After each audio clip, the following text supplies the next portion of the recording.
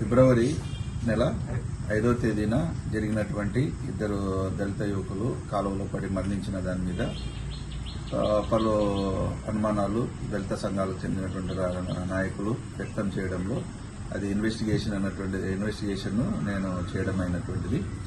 వారు మరి తర్వాత కోణంలోనూ ఇంకా దాని మీద న్యాయం జరగలేదని చెప్పేసి వాళ్ళు రేపు చలో కడప ప్రోగ్రాం అన్నటువంటిది చేపట్టడం జరిగింది.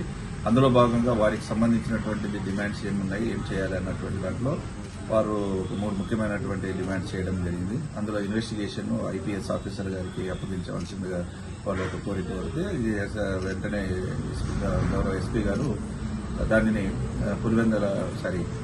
ప్రొద్దుటూరు ఏఎస్పీ గారికి ఇన్వెస్టిగేషన్ నిమిత్తము ఎండార్స్ చేయడం జరిగింది.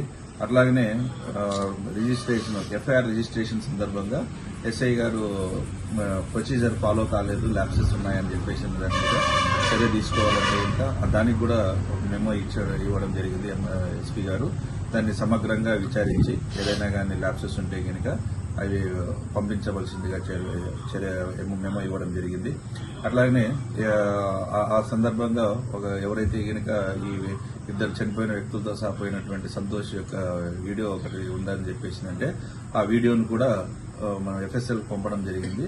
బట్ అది ఇంతవరకు రావడం లేదని చెప్పేసి దానిని తొందరగా తెప్పించాల్సిందిగా వాళ్ళు కోరినందువల్ల దానికి కూడా ఒక స్పెషల్ మెసెంజర్ ద్వారా ఎస్పీ గారి ఒక లెటర్ రాసి దాన్ని తొందరగా చేర్పింది. కాబట్టి వాళ్ళు ఏవైతే కనుక కోరుకున్నారో దాని మీద యాక్షన్ ఉన్నటువంటిది మొదలైంది. కాబట్టి ఈ సందర్భంగా రేపు వారు తలపెట్టినటువంటి నిరసన కార్యక్రమాన్ని విరమించుకోవాల్సినట్టుగా దీనికి నాయకుడైనటువంటి పద్మశ్రీ మందాకృష్ణ గారికి, మరి తర్వాత రాష్ట్ర స్థాయి ఎంఆర్పీఎస్ నాయకులకు, వారి అనుబంధ సంఘాలకు, మన జిల్లా స్థాయి నాయకులకు, ఎంఆర్పీఎస్ నాయకులకు, వారి అనుబంధ నాయకులకు, వీళ్ళందరికీ కూడా మన పోలీస్ శాఖ తరఫున మేము విజ్ఞప్తి చేస్తున్నాము. Thank you.